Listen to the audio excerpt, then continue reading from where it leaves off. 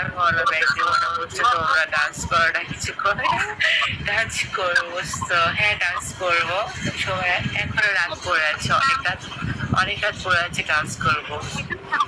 High আপু কেমন আছো? আলহামদুলিল্লাহ ভালো আছি। সো কেমন আছো? তোমার ফোন নাম্বারটা আছে এখানে?